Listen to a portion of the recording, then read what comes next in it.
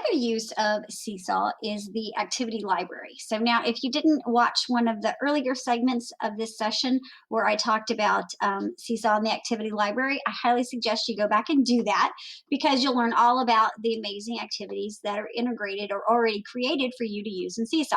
But when you make an activity, you can see you can put all the directions and video and auditory and directions and everything into one.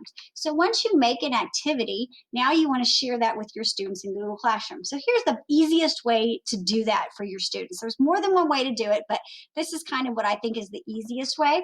So I would go ahead as the teacher and really quickly make an example of what I want students to do. So I'm just going to use this really simple one here. Choose Add Response, and I'm going to use my sample student. And in this, I'm going to make a quick video for my students showing them how I want them to complete the assignment. So I'm going to hit record.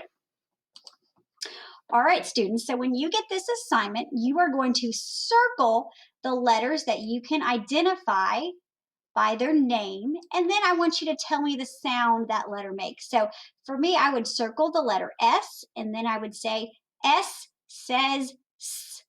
Now I would circle maybe the letter T. T says T. L. L makes the sound of L.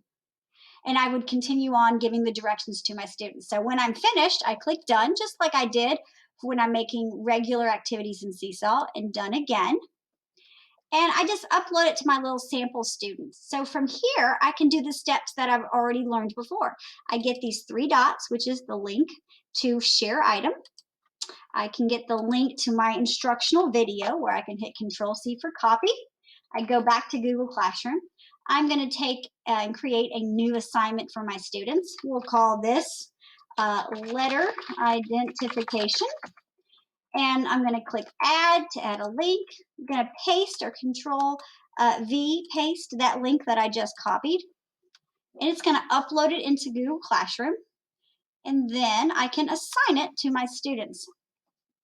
So when students see this assignment, letter identification, and they click on the link in Seesaw, it's going to take them first to a page where they can watch the video and see my directions.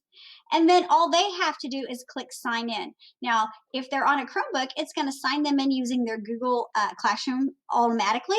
And if it doesn't, then they just have to use their school or their Google email or the school email and password to sign in. So it's connected with Google already, which is wonderful.